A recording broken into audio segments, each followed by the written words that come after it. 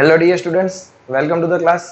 Zero સે hero સિરીઝમાં આજે જે આપણે ચેપ્ટર કરવાના છીએ એ છે વેવ ઓપ્ટિક્સ, તરંગ પ્રકાશશાસ્ત્ર. નીટની એક્ઝામમાં 1 થી 2 MCQ કન્ફર્મ છે. લાસ્ટ ટાઈમ 2 MCQ આવેલા હતા. એક હતો વ્યતિકરણમાંથી અને એક હતો ધ્રુવીભવનમાંથી. ઇન્ટરફિયરન્સ અને પોલરાઇઝેશનના MCQ પૂછાઈ ગયેલા છે. ડિફ્રેક્શન લાસ્ટ ટાઈમ નહોતું, એટલે કે વિવર્તન ના હતું. તો આ વખતે 2 પ્રોબ્લેમ જો પૂછાય તો એક વિવર્તનમાંથી હશે અને એક વ્યતિકરણમાંથી હશે એવી શક્યતા મારા ખ્યાલથી હોવી જોઈએ. પરંતુ જો એક MCQ પૂછાય તો લગભગ વિવર્તનમાંથી આવવો જોઈએ. તો આપણે ચેપ્ટરમાં કેટલી વસ્તુ કવર કરવાના છે? ટોટલી JEE નીટ લેવલ પર જ આપણે આ ચેપ્ટરમાં કામ કરવાના છીએ. સાબિતી એક પણ વસ્તુને આપણે સાબિત નથી કરવાના. 2 સલાકા વચ્ચેનો અંતર હોય કે કોઈ પણ ઇક્વેશન આપણે સાબિત નહીં કરીએ, આપણે એની કેવા ટાઈપના MCQ માંથી પૂછાઈ શકે એની ડિસ્કશન કરવાના છીએ. ફોર એક્ઝામ્પલ, ઇન્ટરફિયરન્સના ટોપિકની તમને વાત કરું ખાલી, તો કેટલા ટોપિક પર ડિસ્કશન કરવાના છીએ? પહેલામાં તો પાથ ડિફરન્સ અને ફેઝ ડિફરન્સ, કડા તફાવત અને પાથ તફાવતના જે કંઈ MCQ આવશે એના ઉપર ડિસ્કશન કરશો. ત્યારબાદ ઇન્ટેન્સિટીના ઇક્વેશન ઉપર ડિસ્કશન કરવાના છીએ. ત્યારબાદ YDAC, Young's double slit experiment, એરમાં હશે તો શું થશે અને કોઈ લિક્વિડમાં ડુબાડી દઈએ તો રિઝલ્ટ કેવા આવશે એના પર વાત કરવાના છીએ. ત્યારબાદ કોઈ પણ તરંગના માર્ગમાં જો પાતળી પટ્ટી અથવા કે સ્લિટ એડ કરી દેવામાં આવે, નાની એવી કોઈ પટ્ટી તમે એડ કરી દો, થિન ફિલ્મ, તો આની સેન્ટ્રલ મેક્સિમા એટલે કે મધ્યસ્થ અધિકતમ પર શું એની અસર થાય એની આપણે વાત કરવાના છીએ. તો એક પણ વસ્તુ છોડવાના નથી કે જે MCQમાં તમને પૂછાતી હશે. તમે ક્રોસ વેરીફાઈ કરી શકો છો. લાસ્ટ યર નીટના પેપર તમે જોશો લાસ્ટ યરના, તો તમને આઈડિયા આવશે કે જે કંઈ વસ્તુ આપણે કરીએ છીએ એ છેલ્લા વર્ષમાં કેવા MCQ પૂછાય છે એ લેવલ પર જ આપણે કરવાના છીએ. બીજી એક વસ્તુ, ઘણા બધા સ્ટુડન્ટ્સના રિપ્લાય બહુ પોઝિટિવ આવે છે કે સર ક્રેશ કોર્સથી ઘણો બધો બેનિફિટ થાય છે. તો હા, આપણે આ જ વસ્તુને ટ્રાય કરીએ છીએ કે હજી આપણી પાસે 45 ડેઝ સમથિંગ જેવું છે. તો 45 ડેઝમાં હજી તમારા 4-5 ચેપ્ટર કવર થઈ જાય વ્યવસ્થિત, કે જો વધારે થશે તો વધારે ટ્રાય કરશું. વેવ ઓપ્ટિક્સ પછી આપણે રે ઓપ્ટિક્સ કરવાના છીએ. રે ઓપ્ટિક્સ 2 ભાગમાં ડિવાઈડ કરવું પડશે કારણ કે થોડુંક મોટું ચેપ્ટર છે. તો વેવ ઓપ્ટિક્સ થઈ જશે, રે ઓપ્ટિક્સ થઈ જશે, પછી ઇલેક્ટ્રોસ્ટેટિક તરફ આગળ વધશું. પહેલું બીજું ચેપ્ટર. કરંટ ઇલેક્ટ્રિસિટી હું એટલું બધું નથી, કારણ કે ઓલરેડી આપણે ક્લાસમાં રેગ્યુલર બેચીસમાં આપણા લેક્ચર ચાલુ છે, એમાં કરંટ ઇલેક્ટ્રિસિટીમાં શોર્ટકટ બધી વસ્તુ કરાવી દીધી છે. તો એ તમે આરામથી એ વિડીયોમાં તમે જોઈ શકો છો. અને પછી એવું લાગશે તો નવા ચેપ્ટર તરફ આગળ વધશો. એટલે અત્યારે આપણું ટાર્ગેટ છે રે ઓપ્ટિક્સ, વેવ ઓપ્ટિક્સ અને ઇલેક્ટ્રોસ્ટેટિક. ક્લિયર છે? તો આ બધા ચેપ્ટર એવા છે કે જેમાંથી કન્ફર્મ એક બે MCQ આપણે નીકળવાના છીએ. આપણે સિલેબસને 3 પાર્ટમાં ડિવાઈડ કરેલો હતો. એમાંથી લેવલ 1ના એક પણ ચેપ્ટર હું છોડવાનો નથી. લેવલ 1 છે કે જેમાંથી MCQ દર વખતે 2-3 કન્ફર્મ છે, એવા એક પણ ચેપ્ટર હું છોડવાનો છું નહીં. ક્લિયર છે? બસ મારી સાથે પ્રેક્ટિસ કરતા રહો. ઓકે. તો તરંગ પ્રકાશશાસ્ત્રમાં સૌથી પહેલા જો કોઈ આપણે ઘટના યાદ આવતી હોય તો 1678 કે હાઇગેન્સ નામના સાયન્ટિસ્ટે છે પ્રકાશ માટેનો સૌથી પહેલા તરંગવાદ આપેલો હતો. એને શું કરેલું હતું તો કે ઇથર નામના કાલ્પનિક મીડિયમમાં એને શું વિચાર્યું હતું કે પ્રકાશ છે એ યાંત્રિક તરંગોની જેમ પ્રસરણ પામે છે, આવી એને કલ્પના કરી. અને ત્યારબાદ એને પોતાનું સ્ટેટમેન્ટ આપેલું હતું. સ્ટેટમેન્ટમાં મને જરાક પણ રસ નથી, બટ તમારી જાણ ખાતર કે તરંગ અગ્ર પરનો કોઈ પણ કણ છે એ સ્વયં સ્વતંત્ર એવા ગૌણ ઉદ્ગમ તરીકે વર્તશે અને પોતાનામાંથી ગોળાકાર તરંગોનું ઉત્સર્જન કરે છે. આ બધી વસ્તુ આપણને ખબર છે. તો હવે તરંગ અગ્રમાંથી જે MCQ બની શકે એ એવા બની શકે કે તરંગ અગ્ર આપણા સિલેબસમાં 3 પ્રકારના છે મોસ્ટલી જે પૂછાતા હોય. તો ગોળાકાર તરંગ અગ્ર હોય તો એનું ઉદ્ગમ એવું હોય ત્યારે ગોળાકાર તરંગ અગ્ર બને. તો કે બિંદુવત ઉદ્ગમ હોય તો ગોળાકાર તરંગ અગ્ર બને. કમ્પેરિઝન કરો, બિંદુવત વિદ્યુત ભારનું વિદ્યુત ક્ષેત્ર ત્રિજ્યાવર્તી દિશામાં બહાર તરફ નીકળે ગોળાકાર દિશામાં. તો સેમ કમ્પેરિઝન કરીને તમે યાદ રાખી શકો. નળાકાર હોય તો રેખીય ઉદ્ગમ હશે. આપણી ટ્યુબલાઇટ છે એ રેખીય ઉદ્ગમમાં આવે, તો એમાંથી જે નળાકારો બહાર નીકળતા હશે, ટ્યુબલાઇટ એટલે પેલી ઊભી પટ્ટી ના હોતી પેલા એ, તો એમાંથી તરંગો છે એ નળાકાર દિશામાં બહાર નીકળતા હશે. અને તરંગ અગ્ર કેવું હશે? નળાકાર. અથવા તો કોઈ સ્લિટ હોય તે પણ નળાકાર બનાવી શકે. સમતલ તરંગ અગ્ર હોય કાં તો બિંદુવત વિદ્યુત ભાર હોય કે જે ખૂબ દૂરના અંતર હોય. તમે ઇમેજિન કરો, કોઈ એક બિંદુવત વિદ્યુત ભાર છે, ખૂબ દૂરના અંતરે છે, તો એનું તરંગ અગ્ર આટલું મોટું ગોળાકાર બનતું હોય કે નહીં? તો આ મોટા તરંગ અગ્ર પરનો આટલો ભાગ છે એ તમે સમતલ વિચારી શકો. ક્લિયર છે કે નહીં?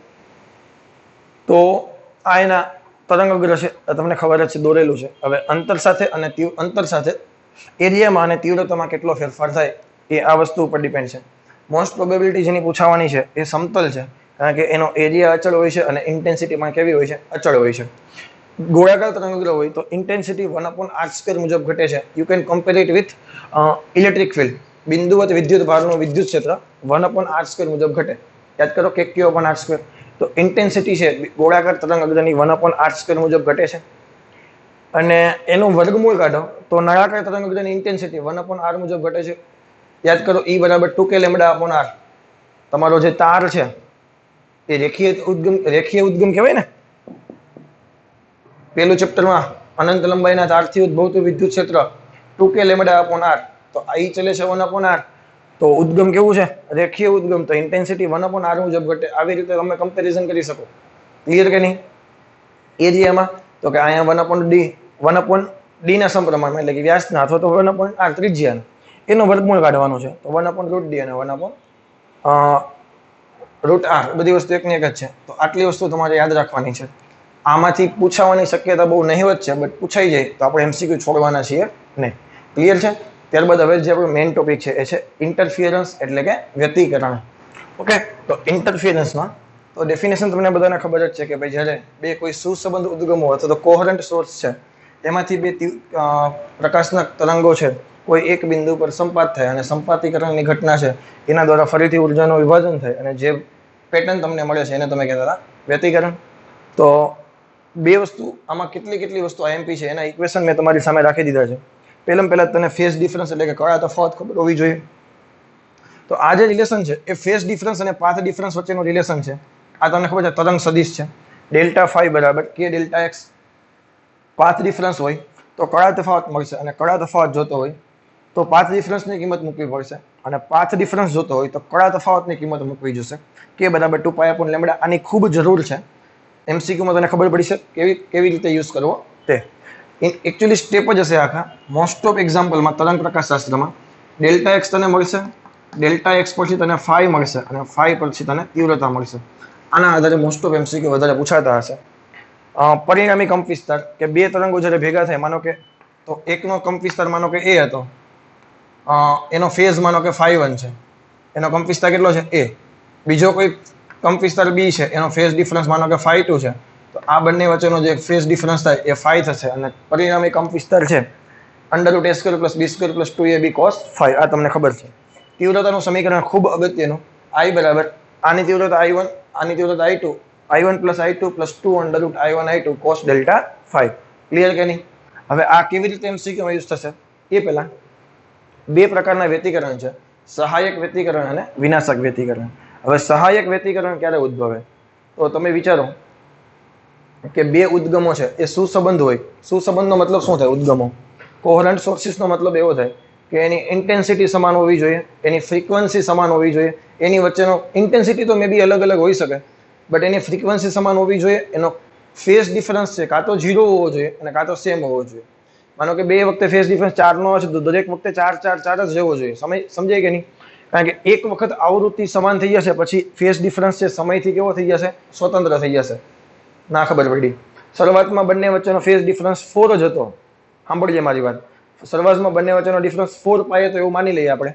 પરંતુ જો બંને ઉદ્ગમોની ફ્રીક્વન્સી સેમ હશે, બંને જે સોર્સ છે એની ફ્રીક્વન્સી સેમ હશે તો ફેઝ ડિફરન્સ છે એ સમયથી સ્વતંત્ર થઈ જશે. એટલે કે સમય સાથે બદલાશે નહીં. તો દરેક વખતે 4π જ રહેશે. અથવા તો બંનેનો પહેલેથી જ બેનો સેમ હોય, એકનો 2π બીજાનો 2π, તો ફેઝ ડિફરન્સ કેવો રહેશે? 0. અને જો એમાં પણ ફ્રીક્વન્સી સેમ થઈ ગઈ તો છેક સુધી કેવો રહેશે? 0. આ ભેજામાં જાય કે નહીં? હું તમને એક સિમ્પલ એક્ઝામ્પલ આપું. બે પ્રકારના ઉદ્ગમ છે તો તને ખબર છે, સુસંબંધ ઉદ્ગમ અને અસુસંબંધ ઉદ્ગમ. સુસંબંધ ઉદ્ગમ આપણે ડાયરેક્ટ મળે નહીં, આપણે એના માટે અલગ અલગ તરંગ અગ્રનું વિભાજન આ બધી મેથડો આપણે જોઈ ગયા. મોસ્ટલી તમે ઇમેજિન કરો કોઈ એક રૂમમાં બે બારી છે, હું એક બારી ખોલું પ્રકાશ આવે છે, બીજી બારી ખોલું પ્રકાશ ડબલ થઈ જાય છે. આ ભેજામાં જાય કે નહીં? સિમ્પલ. બીજી એક વસ્તુ, એક રૂમમાં બે ટ્યુબલાઇટ છે, એક ટ્યુબલાઇટ ચાલુ, એક જ કંપનીની બે ટ્યુબલાઇટ છે અને એક જ લોટમાં બનેલી છે. ફોર એક્ઝામ્પલ 15 એપ્રિલના રોજ 9 થી 10 માં જેટલી ટ્યુબલાઇટ બનેલી હતી એક જ લોટમાં, એમાંથી મેં બે ટ્યુબલાઇટ એક રૂમમાં ફિટ કરી લીધી. ભેજામાં જાય કે નહીં? તો બંને ટ્યુબલાઇટ આપણને એમ હશે કે બંને તો સુસંબંધ ઉદ્ગમ હોવી જોઈએ ને. તમે એક ટ્યુબલાઇટ ચાલુ કરો પ્રકાશ મળે છે, બીજી ચાલુ કરો પ્રકાશ ડબલ થઈ જાય છે. શા માટે આવું થાય? તો કે બંને ઉદ્ગમો કેવા હશે? અસુસંબંધ ઉદ્ગમો હશે. જો બંને ઉદ્ગમો સુસંબંધ ઉદ્ગમ હોય ને તો ઝીબ્રા ક્રોસિંગ કેવું હોય? White black white black white black એવા તમને પટ્ટા જોવા મળે ઝીબ્રા ક્રોસિંગ જેવા. જો બંને ઉદ્ગમો સમાન થઈ જાય, તમે લોકો શીખી ગયા છો તમને ખબર છે, જો બંને ઉદ્ગમો સમાન થઈ જાય તો વ્યતિકરણની તમને પેટર્ન મળે અને ઝીબ્રા ક્રોસિંગ જેવા પટ્ટા મળે, white black white black white black. પરંતુ એક જ કંપનીની બનેલી બે ટ્યુબલાઇટ છે એ ચાલુ કરો છતાં પણ પટ્ટા જોવા નથી મળતા. એનો મતલબ આ બે ઉદ્ગમ કેવા છે? અસુસંબંધ ઉદ્ગમ છે. તો સુસંબંધ ઉદ્ગમથી સહાયક વ્યતિકરણ થાય, અસુસંબંધ ઉદ્ગમથી વિનાશક વ્યતિકરણ થાય. સુસંબંધ ઉદ્ગમથી તીવ્રતા તમને મેક્સિમમ મળે, અસુસંબંધ ઉદ્ગમથી વિનાશક વ્યતિકરણથી તમને તીવ્રતા ઓછી મળે. ક્લિયર કે નહીં? તો એક હતો એનો cos phi જે સહાયક વ્યતિકરણ માટે જે ઇક્વેશન હતું cos phi નું, એ cos phi કેટલો હોવો જોઈએ? 1 હોવો જોઈએ. 1 ક્યારે ક્યારે મળે? તો કે 2n pi તમે કરો cos 0, cos pi, cos 2 pi, sorry cos 0, cos 2 pi, cos 4 pi, cos 6 pi, ત્યારે 1 મળે. અહીંયા 2n - 1 into pi છે. અહીંયા પદ તફાવત n લેમ્ડા હશે, એટલે કે તરંગ તમારું આખું કમ્પ્લીટ તરંગ હશે. ફોર એક્ઝામ્પલ અહીંથી અહીંયા સુધી તમે જાઓ તો એક તરંગ, બીજું તરંગ અને ત્રીજું તરંગ, આ 3 લેમ્ડા જેટલું થયું. તો એમાં તમને શું મળે? સહાયક વ્યતિકરણ મળે. પરંતુ જો આવું હોય 1, 2 અને 2.5, તો 2.5 એટલે 5/2 થશે ને, તો તમને શું મળશે? વિનાશક વ્યતિકરણ મળશે. આર મેક્સિમમ અહીં જો a² + b² + 2ab cos θ, cos θ દેખાઈને 1 મૂકી દો તો 2a આવું થઈ ગયું, a² + b² + 2ab, તો a + b નો વર્ગ થયો, વર્ગ અને વર્ગમૂળ કેન્સલ થઈ ગયા. તો ઇન્ટેન્સિટી પરિણામી કંપ વિસ્તાર કેટલો આવ્યો? a + b. એકનો 5 હતો 5 સેન્ટીમીટર, બીજાનો 4 સેન્ટીમીટર હતો. સહાયક વ્યતિકરણ થાય એટલે 5 ને 4 9 થઈ જાય. અરે ના ખબર પડી.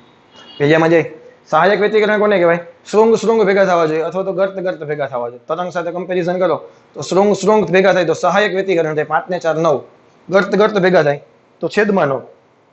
એક શૃંગ અને એક ગર્ત હોય તો વિનાશક વ્યતિકરણ, એટલે a - b આવ્યું. ક્લિયર છે? મહત્તમ તીવ્રતા √I1 + √I2 નો સ્ક્વેર, લઘુત્તમ તીવ્રતા √I1 - √I2 નો સ્ક્વેર. આના પરથી આપણે દ્રશ્યતા જે સલાકા બને છે ફ્રિન્જ, એની જે વિઝિબિલિટી છે એટલે કે દ્રશ્યતા છે, એનું ઇક્વેશન શું કરતા હતા? I max ના છેદમાં I minimum. એ હમણાં હું તને સાબિત કરાવું. વ્યતિકરણમાં બીજામાં જશે કે નહીં? સહાયક વ્યતિકરણ માટેની કન્ડિશન પાથ તફાવત પૂર્ણ ગુણાંકમાં હોવો જોઈએ. અને અહીંયા 2n - 1. હવે તમારી બુકમાં તમે જોજો, હવે ઘણા બધાને કન્ફ્યુઝન થશે. સર મારી બુકમાં તો 2n + 1 λ/2 છે.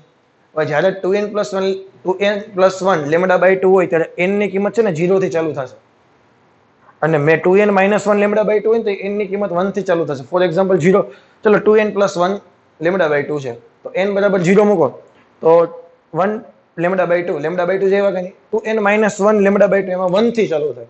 1 મૂકો તો 2 - 1 1 λ/2. બેજામાં જાય કે નહીં? તો આ ઘણા બધાના મનમાં ડાઉટ હશે, તો એ ડાઉટ આપણે સોલ્વ કરી દીધું. આગળ વધીએ આમાં. ઓકે, બે કેસ છે. હવે માનો કે બંને ઉદ્ગમ સુસંબંધ હોય અને સમાન તીવ્રતા ધરાવતા હોય. બંને ઉદ્ગમ સુસંબંધ હોય અને સમાન તીવ્રતા ધરાવતા હોય તો ઇક્વેશન શું હતું? I1 + I2 + 2 √I1 I2 cos phi. I0 + 2I0 કરી નાખ્યા. અહીંયા 2I0 થઈ ગયા, આ I0 નો સ્ક્વેર થઈ ગયો, વર્ગમૂળ નીકળી ગયું 2I0 કોમન કાઢી લ્યો, 1 + cos ΔΦ અને 1 + cos ΔΦ 2 cos square θ/2. તો 2 આની સાથે મલ્ટીપ્લાય કરો અને θ/2 થઈ ગયા. તો આમાં શું થતું? તો સહાયક વ્યતિકરણ મળે અને ઝીબ્રા ક્રોસિંગ જેવી પેટર્ન મળે. પ્રકાશિત અપ્રકાશિત, પ્રકાશિત અપ્રકાશિત. પણ હું એને કહું છું વ્હાઇટ બ્લેક એની જેમ ઝીબ્રા ક્રોસિંગ જેવી આપણને પેટર્ન મળશે. આવી રીતે યાદ રાખશું આપણે. અને જો બંને ઉદ્ગમ અસુસંબંધ હોય તો એક્ઝામ્પલ શું યાદ રાખશું? બે બારી અથવા બે ટ્યુબલાઇટ. આવા સંજોગોમાં શું થાય? વ્યતિકરણ ભાત મળે નહીં, ઝીબ્રા ક્રોસિંગ તને મળી શકે નહીં. પ્રકાશ માત્ર શું થઈ જાય? ડબલ થઈ જાય. તો અસુસંબંધ ઉદ્ગમ હોય તો પ્રકાશ ડબલ થઈ જાય, એટલે કે બંનેનો સરવાળો થઈ જાય. તો I = I1 + I2. ભેજામાં જાય કે નહીં? અને જો ધારો કે બંને ઉદ્ગમની તીવ્રતા સમાન હોય તો આ 2I0 થઈ જશે, I0 + I0. એક નાનો એવો ટોપિક હતો. ત્યારબાદ હવે જે MCQ છે એ છે ફ્રિન્જ વિઝિબિલિટી, એટલે કે સલાકાની દ્રશ્યતા. એના આધારે MCQ પૂછાઈ શકે. તો એ કેવા હોઈ શકે એ પહેલા સમજાવી દઉં. સલાકાની દ્રશ્યતા, ફ્રિન્જ વિઝિબિલિટી અથવા તેને કહેવાશે કોન્ટ્રાસ્ટ. ત્રણમાંથી કોઈ પણ રીતે પૂછી શકે. ઇક્વેશન શું હતું? I max - I minimum / I max + I minimum. હવે I max શું છે? હમણાં થોડીક વાર પહેલા તમે જોઈ ગયા સહાયક વ્યતિકરણમાં √I1 + √I2 નો સ્ક્વેર, અને વિનાશક વ્યતિકરણમાં √I1 - √I2 whole square. Clear કે નહીં? તો કાં તો આનો પ્રોબ્લેમ પૂછી શકે એમ છે અને કાં વિઝિબિલિટીના પ્રોબ્લેમ પૂછી શકે છે. બે પ્રોબ્લેમ હું તને કરાવી દઉં છું કેવી રીતના હોઈ શકે છે. બીજી એક વસ્તુ, થોડુંક થિયોરિટિકલી ક્વેશ્ચન છે. એક એવો પૂછી શકે કે માનો કે બંને ઉદ્ગમ સમાન છે. હવે જો પહેલા હું તને સમજાવી દઉં, પછી કેવી રીતે ક્વેશ્ચન મને પછીની વાત છે. માનો કે બંને ઉદ્ગમ સમાન છે, સોર્સના ઉદ્ગમ છે એ સેમ છે, અથવા તો તમને એમ કહે કે જે સ્લિટ પાસે ઇન્ટેન્સિટી છે, ફોર એક્ઝામ્પલ આવી રીતે અહીંયા ઇન્ટેન્સિટી આઈ હોય તો અહીંયા પણ ઇન્ટેન્સિટી કેવી હોય છે આઈ. અને અહીંયા જે પેટર્ન તમને પછી મળે છે એની ડિસ્કશન કરું છું. ક્લિયર કે નહીં? જોજો. તો જ્યારે બંને ઉદ્ગમ છે એ સમાન હોય અથવા તો સ્લિટની ઇન્ટેન્સિટી સમાન હોય આવા સંજોગોમાં પ્રકાશિત છે એ તને સંપૂર્ણ પ્રકાશિત મળશે. સંપૂર્ણ પ્રકાશિત અને અપ્રકાશિત છે એ સંપૂર્ણ અપ્રકાશિત મળશે. ઇંગ્લિશમાં કહો તો bright will be completely bright and dark will be completely dark. ભેજામાં જાય કે નહીં? પ્રકાશિત જે સલાહકાર છે એકદમ પ્રકાશિત હશે અને અપ્રકાશિત છે એ એકદમ અપ્રકાશિત હશે. વચ્ચેના ભાગમાં કોઈ મિશ્રણ જોવા મળશે નહીં. આ માનો કે આવી આના કરતા તને વધારે આઈડિયા આમાં આવશે.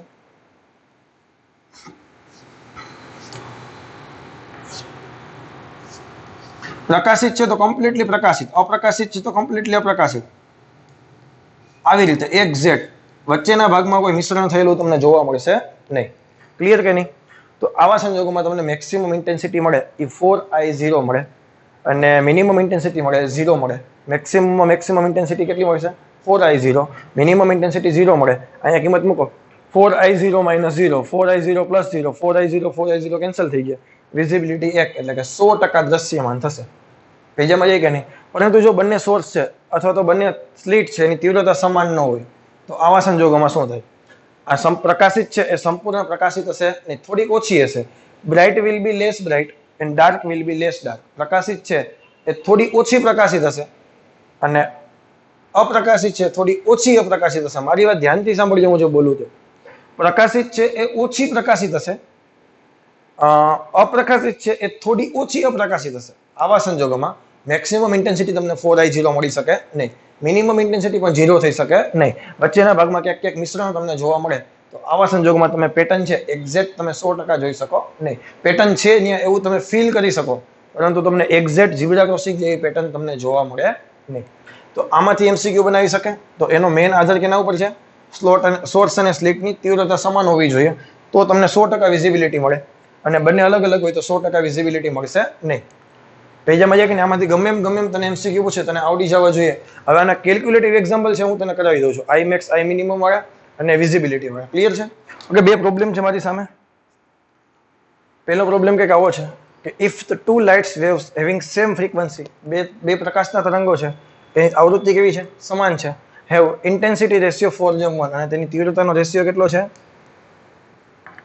4:1 એન્ડ ધે ઇન્ટરફિયર અને તે વ્યતિકરણ ઉપજાવે છે. ઇન્ટરફિયરનો મતલબ શું થાય? તે વ્યતિકરણ ઉપજાવે છે. તો ratio of maximum to minimum intensity in the pattern will be, તમારે શું જોઈએ છે? I મેક્સિમમ અને I મિનિમમ એનો તમારે શું જોઈએ છે? રેશિયો જોઈએ છે. ક્લિયર છે? તો કાંઈ નથી કરવાનું, બંનેના ઇક્વેશન મૂકવાના છે ખાલી. ચલો, I મેક્સિમમ શું થશે? √I1 + √I2 whole square √I1 - √I2 whole square.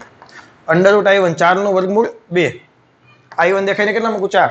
4 નું વર્ગમૂળ 2 એટલે 2 + 1 એનો વર્ગ માઇનસ 2 - 1 એનો વર્ગ. 2 ને 1 3, 3 ને 9/1. બસ આવું સિમ્પલ એકાદું એક્ઝામ્પલ આવો બની શકે.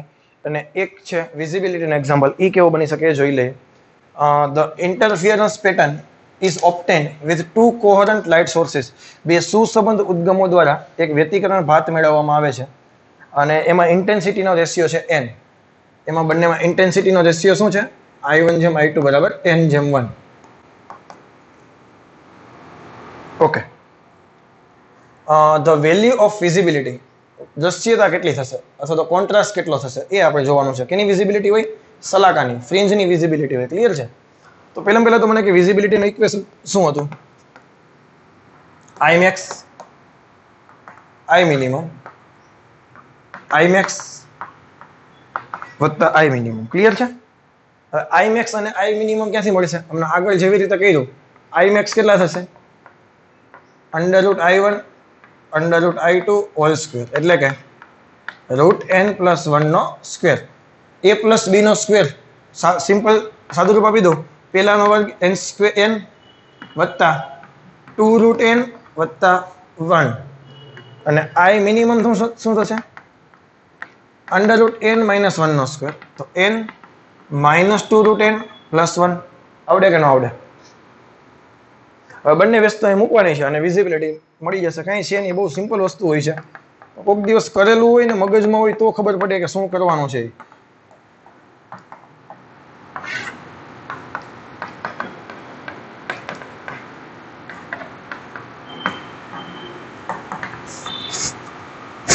ક્લિયર છે? બ્રેકેટ ઓપન કરું ને એટલે n n કેન્સલ થશે. 2 રૂટ n માઇનસ પ્લસ છે, આ માઇનસ માઇનસ પ્લસ છે, 2 રૂટ n ને 2 રૂટ n 4 રૂટ n થઈ જશે. 1 1 કેન્સલ થશે. અહીંયા શું છે? Plus 2 root n minus 2 root n cancel થશે, 2n પ્લસ 2 થશે. એટલે કે બે કાઉન્સ કોમન કાઢી લીધો, n પ્લસ 1 વધશે, એટલે કે 2 રૂટ n કાઉન્સમાં n પ્લસ 1. આવડે કે ન આવડે? બસ બહુ સિમ્પલ છે. વિઝિબિલિટીના પ્રોબ્લેમ અને આઈ મેક્સ અને આઈ મિનિમમના પ્રોબ્લેમ હવે તમને આવડતા હોવા જોઈએ. YDAC Young's double slit experiment શું હતું? તો કે ભાઈ કોઈ એક ઉદ્ગમમાંથી છે, બે સ્લિટ પર જ્યારે પ્રકાશ આપાત કરવામાં આવે તો બંને સ્લિટ પાસે ઉદ્ગમની તીવ્રતા, બંને સ્લિટ પાસે તીવ્રતા કેવી હશે? સમાન હશે. અને કોઈ બિંદુ પર વ્યતિકરણ વાત ઉપજાવે, મેં બે બિંદુ લીધા છે, એક આ લીધું છે કે જ્યાં મેક્સિમમ તીવ્રતા મળશે અને એ હતું સેન્ટ્રલ મેક્સિમા, એટલે કે મધ્યસ્થ અધિકતમ પ્રકાશિત હશે. પ્રકાશિત અપ્રકાશિત પ્રકાશિત અપ્રકાશિત એવી તમને વાત મળવાની છે. વચ્ચેની મેક્સિમમ છે 4I0. આમાં એક થિયરી કહી દઉં છું. બીજું, બે પ્રકાશિત સલાકા વચ્ચેનું અંતર, એટલે કે આ પ્રકાશિત એની વચ્ચેનું અંતર કેટલું હતું? Lambda D by small D. અહીંયા ડી હતું એ સ્ક્રીન અને સ્લિટ વચ્ચેનું અંતર હતું. આ મીટરના ક્રમનું હોય અને બે સ્લિટ વચ્ચેનું અંતર મિલીમીટરના ક્રમનું હોય. ક્લિયર છે? એવી જ રીતે બે ક્રમિક અપ્રકાશિત સલાકા વચ્ચેનું અંતર તો પણ એ પણ એટલું જ થાય. બે ક્રમિક પ્રકાશિત અથવા બે ક્રમિક અપ્રકાશિત સલાકા વચ્ચેનું અંતર સેમ જ થાય. એ કેટલું થશે? Lambda D by D. ધ્યાન રાખજો, ભૂલ થાય lambda capital D by small D છે. પ્રેક્ટિસ કરશો એમ જ યાદ રહેશે.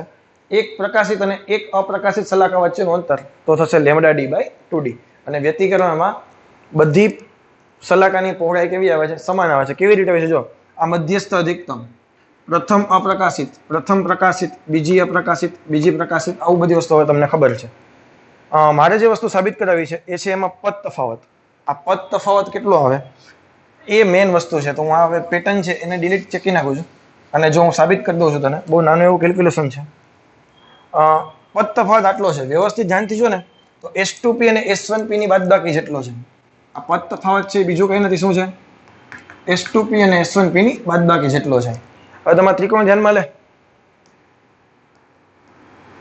આ ડેલ્ટા x છે, આ d છે અને આ થીટા છે. તો સાઇન થીટા બરાબર શું થાય? સામેની બાજુ છેદમાં કર્ણ. તો ડેલ્ટા x બરાબર શું થશે? d sine theta.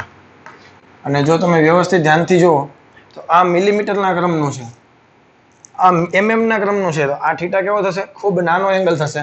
અને થીટા નાનો હોવાથી બધાને ખબર છે સાઇન થીટા બરાબર ટેન થીટા બરાબર થીટા. બટ હું કેની હેલ્પ લઉં છું? તો કે હું ટેન થીટાની હેલ્પ લઉં છું. તો ટેન થીટા બરાબર સામેની બાજુ છે જે બિંદુએ સલાકા ઉદ્ભવે છે એનું મધ્યસ્થ અધિકતમથી અંતર, એટલે કે y, અને છેદમાં પાસેની બાજુ કેપિટલ D. તો ટેન થીટા બરાબર શું થશે? y by d. તો હવે જો હું સમીકરણ બનાવું છું, એક તો આ હતું d સાઇન થીટા, અને હજી એક અહીં જો d સાઇન થીટાના બદલે ટેન થીટા મૂકું, ટેન થીટા દેખાઈને y બાય d મૂકું તો સમીકરણ આવે dy બાય d. બટ આપણે આને યાદ રાખવાના છીએ y small d by capital D. જો અહીંયા નહીં પહેલાં તો ભૂલ પડે એમ છે. આગળના મામલા શું જોઈ ગયા? Lambda capital D by small d. અહીં શું જોઈ ગયા? y small d by capital D. બે સલાકા વચ્ચેનું અંતર કેપિટલ D બાય d.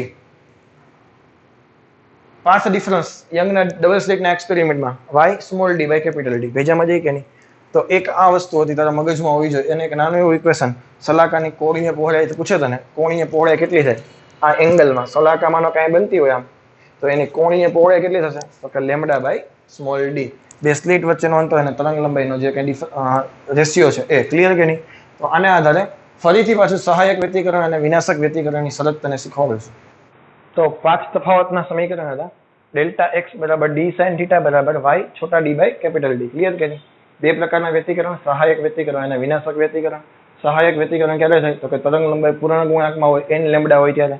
તો ડેલ્ટા x બરાબર n લેમ્ડા, અને ડેલ્ટા x નું બીજું સમીકરણ તો યંગ મોડ્યુલસ YDAC માટે y છોટા d બાય કેપિટલ D. તો y ને સમીકરણ મૂકો તો શું થશે? n lambda capital D by small d. આ ભેજામાં જઈ કે જો ભૂલ અહીં પાછી પડે એમ છે. Lambda d by small d આવું હતું. બે સલાકા વચ્ચેનું અંતર, એકનું કે બેનું કે ત્રણનું કે, તો n ની કિંમત 0 થી ચાલુ કરવાના છીએ આપણે. n બરાબર 0 મૂકો તો y બરાબર 0 થઈ જાય. એને કહેતા મધ્યસ્થ અધિકતમ તીવ્રતા કેટલી મળે? 4I0. યાદ કરો. n બરાબર 1 મૂકો તો પ્રથમ પ્રકાશિત મળે. વિનાશક વ્યતિકરણ ક્યારે મળે? તો કે 2n - 1 λ/2 જેટલો પાથ ડિફરન્સ હોય ત્યારે. અને યંગના ડબલ સ્લિટના એક્સપેરિમેન્ટમાં જે પાથ ડિફરન્સ હતો xd/d અથવા y/d એની સાથે કમ્પેરિઝન કરો તો તમને આ ઇક્વેશન મળે. 2n + 1 હોય તો n ની કિંમત 0 થી ચાલુ થશે. 2n - 1 તો n ની કિંમત 1 થી ચાલુ થશે. n બરાબર 1 મૂકો તો λd/d પ્રથમ અપ્રકાશિત. 2 મૂકો તો 2 દુ 4 - 1 3 λd/2d બીજી અપ્રકાશિત. અને જો d sin θ પકડવું હોય ઇક્વેશન તો d sin θ બરાબર n લેમ્ડા અને d sin θ બરાબર 2n - 1 λ/2. તો વ્યતિકરણની થિયરીમાં બધું ફિનિશ થઈ ગયું છે. 7-8 MCQ આના કરાવું તે બધી વસ્તુ મગજમાં બેસશે કે કઈ જગ્યાએ કયું ઇક્વેશન વાપરવું. ઘણા બધા સ્ટુડન્ટને ડાઉટ એ જ હોય છે. ઇક્વેશન બધા ગોખી નાખે પછી ખબર ના પડે કઈ જગ્યાએ કયા ઇક્વેશન થી સોલ્વ કરવું હોય. કારણ કે પાથ ડિફરન્સના બબે ત્રણ ઇક્વેશન મગજમાં રાખીને બેઠો હોય. ભેજામાં જ ન નીકળે કે શું કરવું. ઇક્વેશન બધું યાદ હોય પણ કઈ જગ્યાએ કયું ઇક્વેશન વાપરવું એ ખબર પડતી હોય નહીં. તો એક MCQ કરશું એટલે તમને વધારે આઈડિયા આવે. ઓકે, જે MCQ તમારી સામે છે અત્યારે, હું એમ કહું કે નીટની એક્ઝામમાં 4 થી 5 વખત પૂછાઈ ગયો છે તો તમારે શોક થવાની જરૂર નથી. તમે જૂના વર્ષના પેપર ચેક કરીને જોઈ શકો છો. આ MCQ 4 થી 5 વખત તમને જોવા મળશે. 2006 થી લઈને 2018 ની અંદર 19માં નથી પૂછાઈ ગયેલું. 2006 થી લઈને 2018માં તમને 5 વખત આ MCQ જોવા મળશે ગેરંટી મારી. વેલ્યુ ખાલી અલગ અલગ હશે, પદ તફાવત અલગ હશે, λ/4 λ/3 આવી બધી વસ્તુ હશે. બાકી સેમ ટુ સેમ મેથડથી 4 થી 5 વખત પૂછાઈ ગયેલો છે અને 2020માં પૂછાય તો પણ નવાઈની વાત છે નહીં. ક્લિયર કે નહીં? કેવી રીતે આવા MCQ ને ટેકલ કરશો? શાંતિથી 4 નંબર જોઈએ છે મારા આમાં કે બે સમાન ઉદ્ગમમાંથી ઉદ્ભવતા તરંગો પડદા પરના બિંદુ પાસે જ્યાં પદ તફાવત લેમ્ડા હોય ત્યાં તમને તીવ્રતા k આપે છે. કે જ્યારે પદ તફાવત છે, સાંભળજે મારી વાત, ડેલ્ટા x છે એ લેમ્ડા છે ત્યારે ઇન્ટેન્સિટી મને કેટલી આપે છે?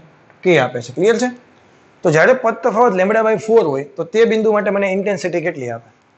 તો મેં તને થોડીક વાર પહેલા સ્ટેપ એક વખત કીધા હતા. ડેલ્ટા x પરથી ડેલ્ટા ફાઈ પર જવાનું, ડેલ્ટા ફાઈ પરથી ઇન્ટેન્સિટી પર જવાનું. કેવી રીતે?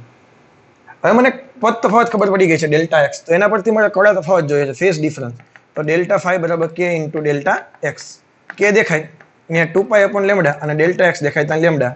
તો ડેલ્ટા ફાઈ બરાબર શું આવ્યા? 2π આવ્યા. ક્લિયર કે નહીં? હવે ઇન્ટેન્સિટીનો ઇક્વેશન, બંને ઉદ્ગમ સમાન જ છે કે નહીં? તો એની ઇન્ટેન્સિટી સમાન હશે એવું માની લઈએ તો શું થશે? I1 + I2 + 2 √I1 I2 cos phi. તો I0 + I0 2 √I0 I0 cos 2π. cos 2π ની કિંમત 1 છે. ક્લિયર છે? તો I0 + I0 2I0 અને આ 2I0 થઈ ગયા. કેટલા આવશે? 4I0. ઇન્ટેન્સિટી કેટલી છે? I બરાબર 4I0 અને આ મને આપેલી છે કેટલી? k આપેલી છે. કેટલી આપેલી છે? k. Same to same step. હવે ડેલ્ટા x છે એ λ/4 હોય તો ઇન્ટેન્સિટી કેટલી થશે? ક્લિયર કે નહીં? તો ડેલ્ટા x પરથી ફરીથી ડેલ્ટા ફાઈ ગોતશું આપણે. 2π/λ અને અહીંયા દેખાય ત્યાં λ/4. લેમ્ડા કેન્સલ તો ડેલ્ટા ફાઈ શું હશે? π/2. હવે ડેલ્ટા ફાઈ મળી જાય તો ઇન્ટેન્સિટીનું equation I0 + I0 2I0 I0 cos theta. Theta દેખાય અહીંયા cos π/2. cos π/2 0 થશે એટલે આખું પદ 0 થઈ જશે. અહીંયા શું આવશે? I0 + I0 એટલે માત્ર કેટલા આવશે? 2I0. I ડેશ નામ આપી દો. હવે I ડેશ અને I નો રેશિયો લ્યો. 2I0/I0 4I0. I0 કેન્સલ, 2 આવશે. તો I ડેશ બરાબર કેટલા આવ્યા? I/2 અને મને I કેટલા આપેલા છે? k આપેલા છે. કેટલા આપેલા છે? k. હવે મારો આન્સર કેટલો આવશે? k/2. પદ તફાવત λ/4 કરશો તો ઇન્ટેન્સિટી k/2 થઈ જશે. ડેલ્ટા x પરથી ડેલ્ટા ફાઈ પરથી ઇન્ટેન્સિટી આ ભેજામાં રાખજે. ડેલ્ટા x પરથી ડેલ્ટા ફાઈ પરથી ઇન્ટેન્સિટી. હજુ આવા કરાવું એટલે તારા મગજમાં વધારે બેસશે. પ્રેક્ટિસ તો આવા 1-2 સમ કરીશ પછી 100% ક્યારેય ભૂલ પડવાની છે નહીં. મગજમાં શું રાખવાનું છે? ડેલ્ટા x પરથી ડેલ્ટા ફાઈ પરથી ઇન્ટેન્સિટી. ક્લિયર કે નહીં? એક્ઝામ્પલ કંઈક આવો છે કે in Young's double slit experiment 5890 angstrom તરંગ લંબાઈ ધરાવતો પ્રકાશ બે સ્લિટ પર આપાત કરવામાં આવે છે. ત્યારે પડદા પર જે સલાકા મળે છે એની કોણીય પહોળાઈ તને આપેલી છે. કેટલી આપેલી છે? 0.2. બીટા તને આપેલા છે. કેટલા આપેલા છે? કોણીય પહોળાઈ 0.2 ડિગ્રી આપેલી છે. જો આ કોણીય પહોળાઈ 10% વધારવી હોય તો જરૂરી તરંગ લંબાઈમાં ફેરફાર શોધો. હવે સલાકાનું ઇક્વેશન કોણીય પહોળાઈનું ઇક્વેશન તને ખબર છે બીટા બરાબર λ/d. તો તરંગ લંબાઈમાં ફેરફાર છે. સ્લિટમાં તો કંઈ ફેરફાર કરવાનો કીધો નથી તો તને એક વસ્તુ તો ખબર પડી ગઈ કે બીટા ચલે છે લેમ્ડા. બીટા વધારશું, બીટા વધારવાની છે તો લેમડા 100% વધારવી જોશે. ઓપ્શન તને એટલો પૂછીએ કે આટલી વધારવી આટલી ઘટાડવી, એમાં બે ઓપ્શન જે આન્સર આવતો હોય, ફોર એક્ઝામ્પલ માનો કે આન્સર આવે છે 1020, તો 1020 વધારવી 1020 ઘટાડવી, બે ઓપ્શન હોય તો એ તો તને ખબર પડી ગઈ. બીટા વધારવી છે તો લેમડા વધારવાનું છે, તો ઘટાડવાવાળો ઓપ્શન કેન્સલ.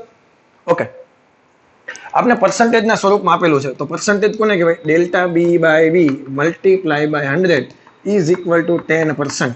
ન ખબર પડી, આ તને આપેલું છે. ફેરફાર કોને કહેવાય? ડેલ્ટા બી બાય બી ફેરફારના છેદમાં ઓરિજિનલ વેલ્યુ મલ્ટીપ્લાય બાય 100, આ તને 10% આપેલું છે. ક્લિયર કે નહીં?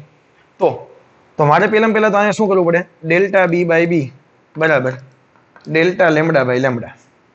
મારે જોઈએ શું? તરંગ લંબાઈનો ફેરફાર જોઈએ છે મારે. તો ડેલ્ટા લેમડાને કરતા બનાવો તો શું થયું? Delta B by B multiply by 100. Delta B by B જોતા હોય તો 10/100 કરી નાખો,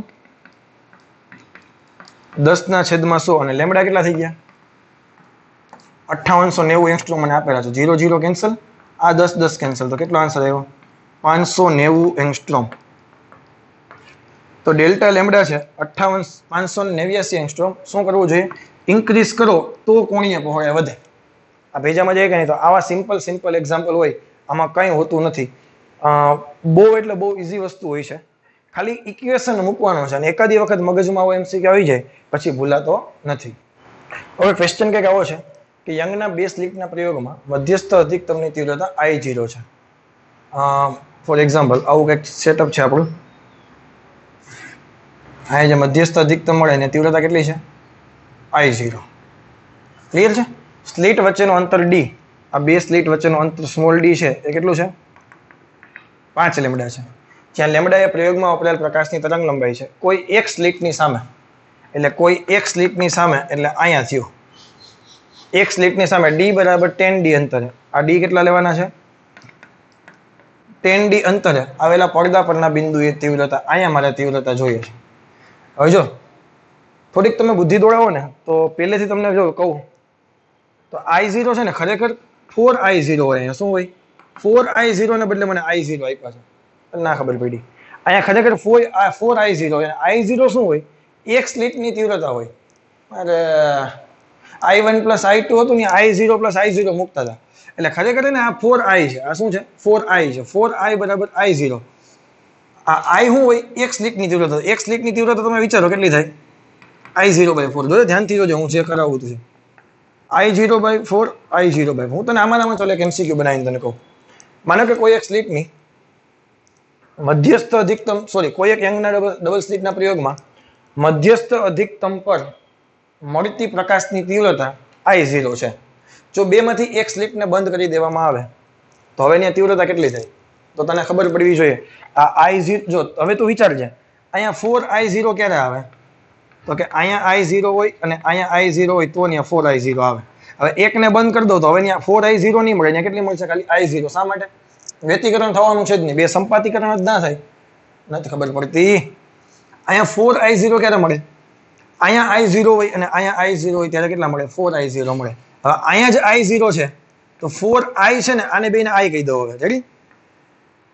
આ 4I છે ને એ I0 છે, તો I ની કિંમત કેટલી આવી? I0/4. I0/4. એકને બંધ કરી દો, હવે અહીંયા કેટલો પ્રકાશ જાય? ખાલી I0/4. પેજામાં જાય કે નહીં? તો આવું MCQ તમને બનાવીને પૂછી શકે કે બેમાંથી એક સ્લિટની બંધ કરી દે તો શું થાય? તો વિચારવાનું કે ત્યાં કેટલી આપી છે એના આધારે થોડુંક નાનું એવું કેલ્ક્યુલેશન આવું કરવાનું. ક્લિયર કે નહીં? ઓકે, એ તો પછીની વાત છે. તીવ્રતા ભેજામાં પૂછે ને એટલે પહેલાં તને પદ તફાવત મગજમાં આવવો જોઈએ, પછી કડા તફાવત મગજમાં આવવો જોઈએ, અને પછી તીવ્રતા ગોતવાની છે. તો પદ તફાવત શું થશે? માનો કે આંતર y છે, ખરેખર વિચારો y અંતર કેટલું થાય?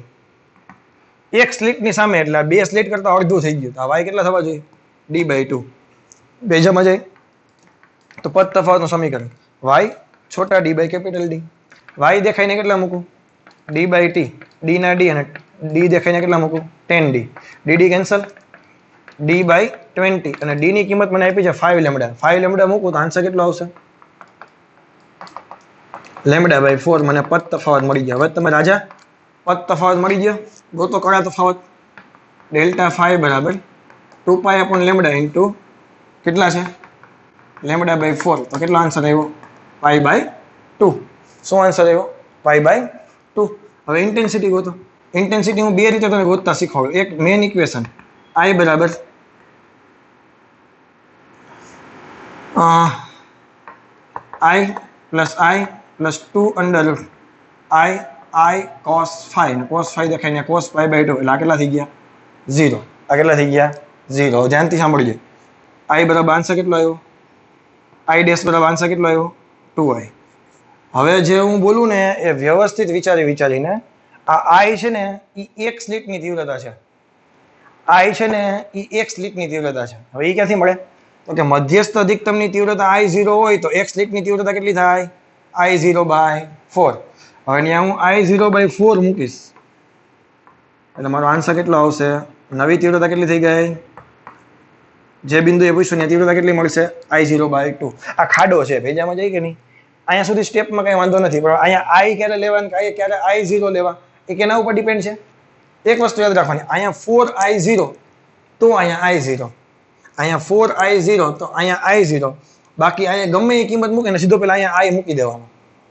અહીંયા મને કેમ કીધું 2I0 કહી દીધા હોય તો અહીંયા I મૂકીને પછી કેલ્ક્યુલેશન કરી નાખવાનું 2I હોય તો પહેલા તારે વિચારવાનું માનો કે આની તીવ્રતા જો હું તને હજી એક વખત કરાવું છું કન્ફ્યુઝન બહુ બધું છે માનો કે અહીંયા 4I0 તો 100%ની વાત છે કે નહીં આ 4I0 ક્યારે હોઈ શકે તો કે અહીંયા I0 હોય અને અહીંયા I0 હોય ત્યારે અહીંયા 4I0 હોઈ શકે હવે સાંભળજો અહીંયા x છે અહીં કેટલી છે x છે તો એ x ખરેખર શું છે તો કે 4I0 બરાબર x છે તો એકકની કેટલી થાય I0 બરાબર x/4 આ ભેજામાં જાય કે નહીં તો બસ આ કોન્સેપ્ટ તારા મગજમાં છે બાકી તું અહીં 2i લખીને વહી આવે ઓપ્શનમાં 100% 2I0 હોય જ અને આપણે પહેલેથી I0 + I0 જ લખ્યા હોય અહીં I0 + I0 લખો એટલે 2I0 આન્સર આવે અને 2I0 ઓપ્શનમાં આવે લખીને વહી આવે એટલે કામ થઈ ગયું પૂરું આપણું અહીં થોડીક બુદ્ધિ દોડાવે અહીંયા I0 હોય તો ઉપર કોઈ દી 2I0 હોય અહીંયા 2I0 આવે તો મધ્યસ્થ અધિકતમની જો I0 હોય તો મધ્યસ્થ અધિકતમ કરતા ઉપર જાવ તો કોઈ દી એટલી આવે એટલી તો ખબર પડે કે ન પડે તો બસ થોડીક બુદ્ધિ દોડાવવાની છે ઓકે હવે હું તને બીજી રીત જે કહેતો હતો આટલું લખી નાખજે પેલા એટલે બીજી રીત એટલે બીજું કઈ નથી સુસંબંધ ઉદ્ગમમાં સહાયક વ્યતિકરણમાં તીવ્રતા શું આવી હતી 4I0 cos square delta phi by 2 હવે હું 4I0 નથી લખતા હું કેટલા લખું છું I લખું શા માટે અહીંયા મેં કેટલા ધર્યા હતા I ધર્યા હતા I બરાબર કેટલા છે તો કે I0 by 4 છે અહીંયા I0 હતા ને તો 4I બરાબર I0 જો અહીંયા I હોય તો અહીંયા 4I આવે પણ 4I બરાબર I0 છે તો I બરાબર કેટલા થઈ ગયા I0 by 4 શાંતિથી 2-3 વખત વિડીયો ફરીથી રિવાઇન્ડ કરીને જોયા કરજે એટલે મગજમાં બેસ 4I દેખાય હવે અહીંયા કેટલા મૂકી દઉં I0 by 4 cos square phi by 2 90/2 એટલે 45 cos square 45 એટલે 1/√2 into 1/√2 તો 1/2 થઈ ગયા કે નહીં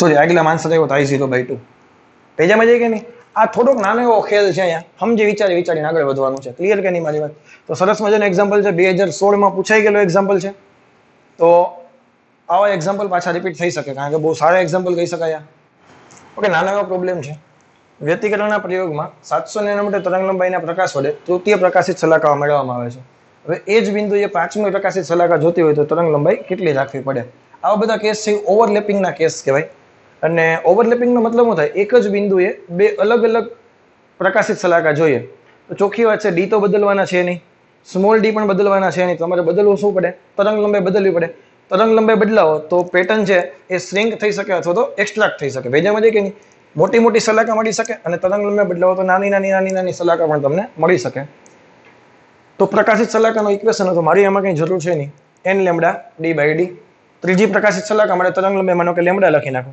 3 λ1 capital d by small d બરાબર 5 λ2 capital d by small d dd તો કેન્સલ થવાના છે આમાં જ તમે ટ્રીક યુઝ કરી શકો આ માનો કે n1 મી જોઈએ અને અહીંયા માનો કે n2 મી જોઈએ તો તમે આ યુઝ કરી શકો n1 λ1 બરાબર n2 λ2 ડાયરેક્ટ ટ્રીક યુઝ કરો તો આટલું કંઈ કરવું પડે નહીં બટ આ ટ્રીક જોખમી છે એટલા માટે જોખમી છે આ કેસ ક્યારે યુઝ કરવાનો તને ખબર પડી જવી જોઈએ કે એક જ બિંદુએ ઓવરલેપિંગ થાય છે ઓવરલેપ થતું હોય ને એકબીજા ઉપર મિક્સ થતું હોય ને આવા સંજોગોમાં શોર્ટ ટ્રીક યુઝ કરવાની બાકી શોર્ટ ટ્રીક યુઝ કરવાની નહીં બાકી એક સ્ટેપ વધારે છે તમે કરી શકો પ્રકાશિત માટે કીધું તો તમે આરામથી કરી શકો.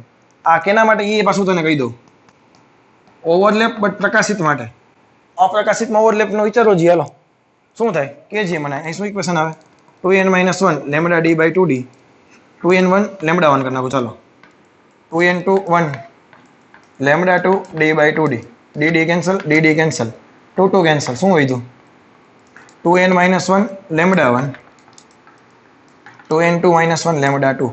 તો પ્રકાશિત અને અપ્રકાશિતમાં અલગ અલગ વસ્તુ છે બટ એના કરતાં મને એટલી ખબર પડે આ ગોખવું આ જે એક જગ્યાએ યુઝ આવશે ત્યાં હું તને કહીશ કે કઈ ત્યાં તો એ જ વાપરવાનું છે.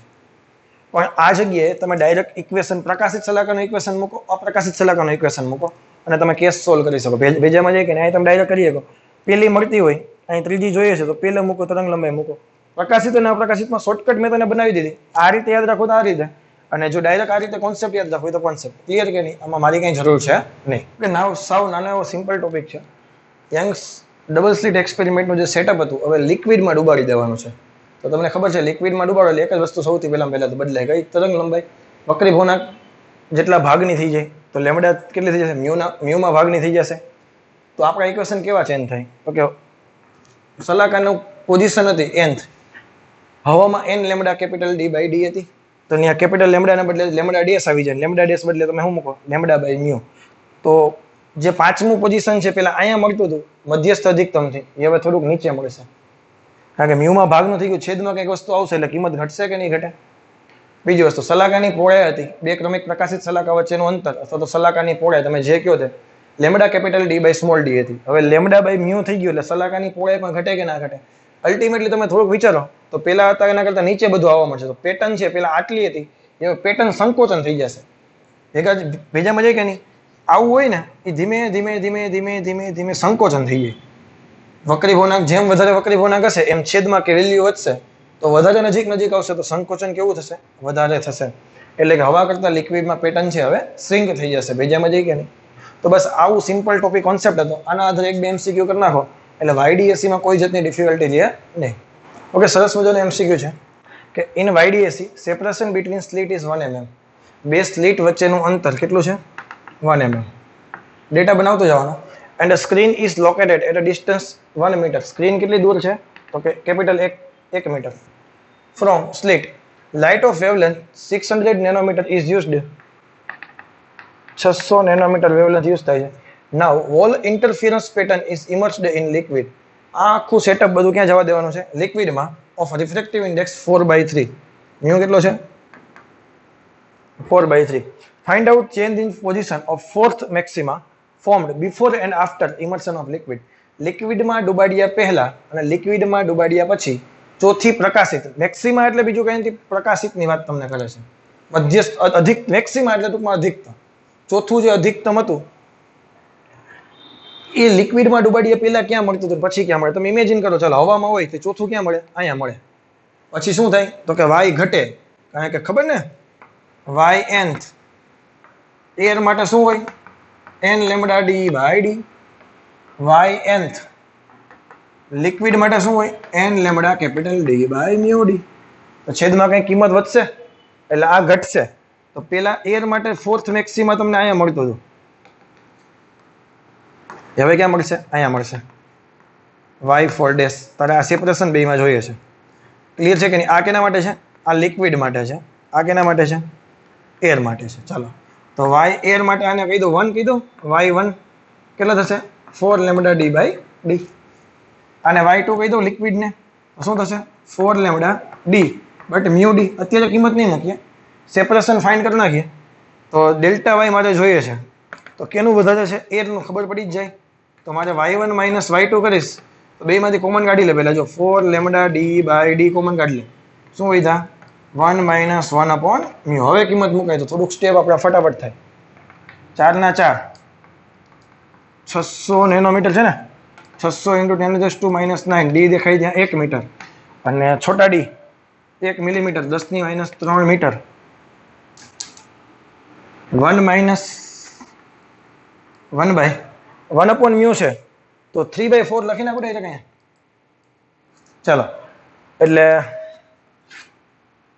આ કેટલા થયા 10⁻⁷ છે નીચેથી એટલે 4 કટશે કે નહીં એટલે કે જવાબ આવશે 4 ગુણ્યા 6 ગુણ્યા 10⁻4 અને અહીંયા સાથે 1/4 1/4 કેન્સલ કરી નાખ તો 6 ગુણ્યા 10⁻4 મીટર એટલે કે 0.6 ગુણ્યા 10⁻3 મીટર બોલે તો 0.6 મિલીમીટર. તો યંગ્સ મોડ્યુલસને યંગ્સ મોડ્યુલસ આવી ગઈ છે. યંગ્સ ડબલ સ્લિટ એક્સપેરિમેન્ટ છે, જ્યારે હોટલમાં તમે ઇમર્સ કરી દેશો ત્યારે આવા એમસીક્યુમાં પૂછાઈ શકશે. આવડે કે નહીં? હજી એક તો કોણીય પહોળાઈનો કરાવી દો તો તને વધારે આઈડિયા આવશે. આગળ જોઈએ તો એ જ પ્રોબ્લેમ છે, બટ થોડોક ચેન્જ કરીને પૂછેલો છે કે ઇન વાયડીએસી 5890 એંગસ્ટ્રોમ તરંગ લંબાઈ ધરાવતો પ્રકાશ બે સ્લિટ પર આપાત કરવામાં આવે છે. લેમ્ડા આપેલા છે 5890 એંગસ્ટ્રોમ. ત્યારે પડદા પર મળતી સલાકાની પહોળાઈ 0.2 ડિગ્રી છે. યાદ આવે કે નહીં? આગળનો ક્વેશ્ચન એવો હતો કે હવે સલાકાની પહોળાઈ 10% વધારવી છે તો તરંગ લંબાઈમાં થતો ફેરફાર, અને આપણે શું કીધું હતું? બીટા બરાબર લેમ્ડા બાય ડી, બીટા બરાબર લેમ્ડા, સોરી બીટા ચલે છે લેમ્ડા, શું કરતા હતા પછી અહીંથી delta B by B, delta lambda by lambda, અને ફેરફાર તમને મળી ગયો હતો. ક્લિયર છે? અહીંયા ક્વેશ્ચન શું છે કે જો આખું સાધન પાણીમાં ડુબાડવામાં આવે તો પાણીમાં ડુબાડો એટલે નવી તરંગ લંબાઈ કેટલી થઈ ગઈ? Lambda by mu. તો હવે નવી સલાકાની કોણીએ પહોળાઈ, હવે તમને ખબર છે પાણીમાં ડૂબાડો એટલે સ્લીટ વચ્ચેનું અંતર ડી ને એ તો કઈ બદલાય નહીં, ડી તો કેવા છે? અચળ છે. તો તને ખબર જ છે કે બી ચલે છે લેમ્ડા છે, તો તરંગ લંબાઈમાં ફેરફાર થાય તો બીટા ડેશના છેદમાં બીટા બરાબર લેમ્ડા ડેશના છેદમાં લેમ્ડા. લેમ્ડા ડેશ દેખાય ને લેમ્ડા બાય મ્યુ મૂકો, લેમ્ડા લેમ્ડા કેન્સલ કરો તો 1/μ થાય કે નહીં? તો નવી સલાકાની પહોળાઈ કેટલી થઈ જાય? Beta by mu. બીટા કેટલા હતા? 0.2 અને મ્યુ કેટલા છે? 4/3 એટલે કે 0.2 એટલે અને 0.6 એટલે કે 0.15 ડિગ્રી થઈ જાય. ભેજામાં જાય કે બહુ નાનો એવો ક્વેશ્ચન છે, પણ કોઈક દિવસ મગજમાં આડે આવ્યો હોય તો મગજને ખબર હોય કે મેં આવું કંઈક શીખીને આવ્યો છું, તો એક્ઝામમાં તમને બહાર કાઢીને આપે. કોઈ દિવસ જોયો જ ન હોય આવો પ્રોબ્લેમ તો ક્યાંથી સોલ્વ થશે? એટલે એક બે પ્રોબ્લેમ આવા તમે સોલ્વ કરો એટલે પછી આખો દિવસ ક્યાં ભૂલાવાનું છે. અને એક જ ઇક્વેશન છે બીટા બરાબર લેમ્ડા બાય ડી. તમે અત્યારે લગીનમાં ઇક્વેશન જો બહુ ઓછા એમસીક્યુ ઇક્વેશન ઉપર એમસીક્યુ આવ્યા છે, તો બહુ સિમ્પલ વસ્તુ હોય છે અને વાયડીએસી પૂછવા માટે મોસ્ટ આઈએમપી છે. તો એમાંથી મોસ્ટ ઓફ એમસીક્યુ દર વખતે વ્યતિકરણમાંથી બનતા હોય. ક્લિયર છે કે નહીં? ઓકે, હવે હું તમને જે કહેતો હતો એ ઓવરલેપ્સ વાળા પ્રોબ્લેમ આવા છે અહીંયા છે, પરંતુ એમાં તમે શોર્ટકટ વાપરતા હતા તો પ્રકાશિત સલાકા માટે n1 લેમ્ડા 1 બરાબર n2 લેમ્ડા 2 કંઈ વાંધો નહોતો. બટ અપ્રકાશિત સલાકા માટે તમારે શું યુઝ કરવું પડતું? 2n1 - 1 lambda 1 is equal two 2n2 - 1 lambda 2. પરંતુ જ્યારે તમારે એક રંગી પ્રકાશને બદલે એટલે કે મોનોક્રોમેટિક લાઇટ ના હોય, કોઈ એક રંગની લાઇટ ના આવે, એના બદલે વ્હાઇટ પ્રકાશ જ્યારે આપાત કરવામાં આવે તો વ્હાઇટ તો એમસીક્યુમાં તને પૂછી શકે કે જ્યારે યંગના ડબલ સ્લિટના પ્રયોગમાં વ્હાઇટ પ્રકાશ આપાત કરવામાં આવે તો મધ્યસ્થ અધિકતમ કેવા રંગનો જોવા મળે? તો મધ્યસ્થ અધિકતમ તમને વ્હાઇટ રંગનો જોવા મળશે. મારે હું જે બોલું છું એ પોઈન્ટ ગમે ત્યાં લખી નાખજે. એક રંગી પ્રકાશને બદલે સફેદ પ્રકાશનો ઉપયોગ કરવામાં આવે તો મધ્યસ્થ અધિકતમ સફેદ રંગનો તને મળે, અને એની આજુબાજુ તને કલરની તને ફ્રિન્જ જોવા મળશે, 7 રંગની તને ફ્રિન્જ જોવા મળશે. હવે એ 7 ફ્રિન્જની પણ તમે ઉપર જાઓ, એ 7 ફ્રિન્જની પણ તમે ઉપર જાઓ તો તમને રંગો એકબીજામાં મિક્સ થતા જોવા મળે. તમને રંગો એકબીજામાં મિક્સ થતા જોવા મળે. ભેજામાં જઈએ કે નહીં? હવે ઇમેજિન કરો, અહીંયા સફેદ છે, પછી 7 રંગો છે, પછી ધીમે ધીમે આખું ચિત્ર છે બધું કેવું થવા લાગશે? મિક્સ થવા લાગશે. ક્લિયર છે? તો મારો ક્વેશ્ચન આવો છે કે જ્યારે વાયોલેટ એટલે કે જાંબલી રંગ અને બ્લુ રંગ એ બંનેની તરંગ લંબાઈ એક સાથે આપાત કરવામાં આવે, 400 નેનોમીટર અને 500 નેનોમીટર એક સાથે આપાત કરવામાં આવે. સ્લિટની પહોળાઈ તને 1 mm આપી છે, કેપિટલ ડી તને 1 મીટર આપેલા છે. Find out when does violet colours overlaps with blue colours for the very first time. પહેલી વખત જાંબલી રંગ અને બ્લુ રંગ કઈ જગ્યાએ એકબીજા ઉપર ઓવરલેપ થશે? પહેલી વખત જાંબલી રંગ અને વાયોલેટ રંગ જાંબલી રંગ અને બ્લુ રંગ ક્યારે એકબીજા પર ઓવરલેપ થશે? આ પ્રોબ્લેમ છે. તો મેં તમને કીધું હતું ઓવરલેપના પ્રોબ્લેમમાં તમે પેલી શોર્ટકટ યુઝ કરી શકો, એનવી લેમ્ડા વી બરાબર N blue lambda blue, n1 lambda 1 બરાબર n2 લેમ્ડા 2. અહીંયા તમે શોર્ટકટ આરામથી યુઝ કરી શકશો. કારણ કે એમાં શું કામે જો અહીંયા તમે પેલું n lambda D by D લખતા હતા ને, તો બંને માટે તો સેમ જ છે ડીડીડી. અહીંયા n1 લેમ્ડા 1, અહીંયા n2 લેમ્ડા 2. ભેજામાં જાય કે નહીં? કોન્સેપ્ટ એ જ છે. તો અહીંયા તમે ઇઝીલી ડાયરેક્ટ તમે એક સાથે કરી શકો. કારણ કે આવા પ્રોબ્લેમ હોય એમાં પ્રકાશિત અપ્રકાશિત એવું કંઈ નહીં પૂછે, રંગો મિક્સ થવાનું કહેશે તો તમે બિંદાસ આંખો બંધ કરીને n1 લેમ્ડા 1 બરાબર n2 લેમ્ડા 2 મૂકી શકો છો. હવે મને n કેટલામો છે એ તો ખબર નથી, તો આપણે ખાલી લખીએ છીએ nv બાય nb બરાબર lambda B by lambda V. Lambda B કેટલા છે? 500/400 લખવા પડશે. એટલે 5/4. હવે તમને શું કીધું જો for the very first time પહેલી વખત ક્યાં મળે, તો અહીંયા માનો કે કોઈ આંકડો એવો આવે કે માનો કે 10/8 હતું, તો તમારે છેદ ઉડાડતા જવાનું. વેરી ફર્સ્ટ ટાઈમનો મતલબ શું થાય? પહેલી વખત ક્યાં મળશે? તો કે n ની કિંમત નાનામાં નાની કિંમત ક્યાં મળે એ તમને પૂછ્યું છે. તો અહીંયા માનો કે 10/8 હોત ને તો છેદ ઉડાડીને ક્યાં સુધી લઈ આવવાના? જ્યાં સુધી છેદ ના ઉડે ત્યાં સુધી લઈ આવવાના. એટલે કે જ્યારે NV બરાબર 5 હશે, વાયોલેટનું 5મું અને બ્લુનું 4થું એકબીજા ઉપર પહેલી વખત મિક્સ થશે. પછી 2 વડે મલ્ટીપ્લાય કરો તો વાયોલેટનું 10મું અને બ્લુનું 8મું એકબીજા ઉપર મિક્સ બીજી વખત થશે. ભેજામાં જાય કે નહીં? પણ મોસ્ટલી શું થાય for the very first time, તો અહીંયા જ્યાં સુધી છે કટઆઉટ થતું હોય ત્યાં સુધી કટઆઉટ કરી નાખવાનું અને નાનામાં નાની કિંમત લઈ આવો ત્યારે તમને આન્સર આવી જશે કે for the very first time ક્યાં મળશે. આ ભેજામાં જાય કે નહીં ટ્રીક? તો n બરાબર 5 અને b બરાબર 4 ત્યારે મિક્સ થશે. હવે અહીંયા છે એ નીટ બધા ખુશ થઈ જાય છે અને અહીંયા તમને 4 માર્ક્સ આપી દે છે, પણ હું એવો છું નહીં, હું અહીંથી ખુશ નહીં થાઉં. હું તને એ પણ પૂછું છું કે કેટલા અંતરે બંને મિક્સ થશે, આ ડિસ્ટન્સ જોવાનું છે, ત્યારે બંને એકબીજા પર ઓવરલેપ થશે. ક્વેશ્ચન બહુ સિમ્પલ છે, y બરાબર n lambda d by d. તમે બે માટે કરી શકો છો. nv lambda v d by d કરો તો પણ ચાલશે, nb lambda b d by d કરો તો પણ ચાલશે. હું કોઈ પણ એક કરીને બતાવું છું. વાયોલેટ માટે 5મું છે કે નહીં? અહીં કેટલા આવશે? 400 ગુણ્યા 10⁻9 1 મીટર અને 10⁻3 10⁻6 થયા ને, 2000 ગુણ્યા 10⁻6 એટલે કે 2 ગુણ્યા 10⁻3 તો કેટલા આવશે? 2 મિલીમીટર. તમે અહીંયા કરો ચાલો. તો અહીંયા NB 4 છે, એની આમાં તરંગ લંબાઈ કેટલી છે? 500 છે. બાકી બધું સેમ નું સેમ જ છે. જો તો હું તમને આવું પણ તમને પૂછે તો પણ તમને આવડી જવું જોઈએ, અને અહીંથી અહીં સુધી પહોંચે તો આવડવું જ જોઈએ. આવડે કે ના આવડે? બહુ સિમ્પલ વસ્તુ છે. ઓવરલેપના પ્રોબ્લેમમાં તો n1 લેમડા 1 બરાબર n2 લેમડા 2, બીજું કંઈ છે જ નહીં. આવડી જશે. એટલે બહુ સિમ્પલ ક્વેશ્ચન છે કે લાઇટ ઓફ વેવલેન્થ 400 નેનોમીટર અને 500 નેનોમીટર, બે તને વેવલેન્થ આપેલી છે, 400 નેનોમીટર અને 500 નેનોમીટર આર યુઝડ સક્સેસિવલી. સક્સેસિવલી એટલે સફળતાથી નહીં, એક પછી એક. પહેલા 400 નેનોમીટર એપ્લાય કરી, પછી 500 નેનોમીટર એપ્લાય કરી on YDAC in which slits are separated by 1 mm. D આપેલું છે 1 mm and the screen is located 1 meter. D કેટલા આપે છે? Capital D 1 metre. Find shifting in position of first maximum. એટલે કે જ્યારે 400 નેનોમીટરની પહેલા કરી હતી ત્યારે ફર્સ્ટ મેક્સિમા અહીંયા મળતું હતું, 500 નેનોમીટર કર્યું તો ફર્સ્ટ મેક્સિમા ક્યાં મળે છે? માનો કે અહીંયા મળે છે. તો આ જે શિફ્ટિંગ છે ને એ શિફ્ટિંગ મારે જોઈએ છે. ભેજામાં જાય કે બહુ સિમ્પલ વસ્તુ છે, કાંઈ છે નહીં. માનો કે પહેલી વખતે કેટલું મળતું હતું?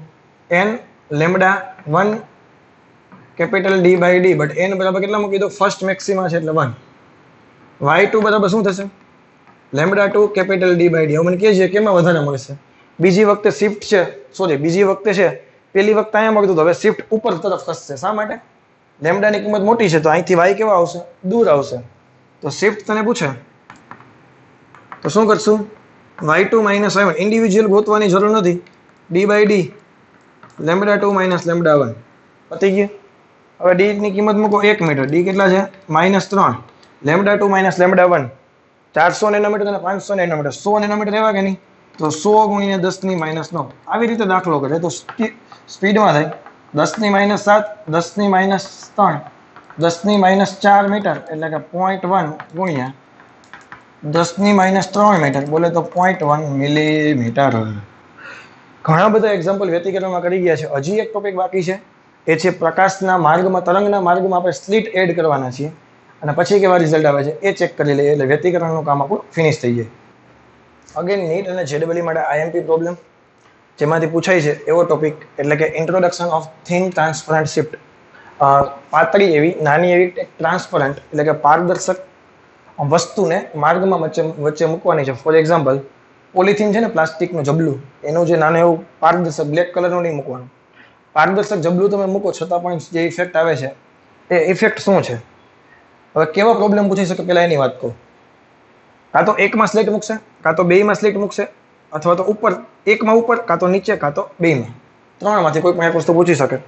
તો સીટ એન્ટર કરવાથી થાય શું? સીટ એન્ટર કરવાથી, મારી વાત મગજમાં રાખજો, સીટ એન્ટર કરવાથી સેન્ટ્રલ મેક્સિમમ, બોલે તો મધ્યસ્થ અધિકતમ પોતાની મૂળ પોઝિશનથી ખસી જશે. સેન્ટ્રલ મેક્સિમમ ક્યાં મળે? તો કે સેન્ટરમાં મળતો હતો અહીંયા. પણ હવે તમે જેના માર્ગમાં સ્લીટ મૂકશો ને એ બાજુ મધ્યસ્થ અધિકતમ ખસશે. જો મેં અહીંયા મૂક્યું તો મધ્યસ્થ ઓલ્ડ સીએમ અહીંયા હતા, નવા સીએમ અહીંયા બેસી ગયા. જૂના મુખ્યમંત્રી અહીંયા બેઠા હતા, નવા મુખ્યમંત્રી અહીંયા બેસી ગયા. બીજામાં જઈ કે નહીં? મારી વાત ખબર પડી?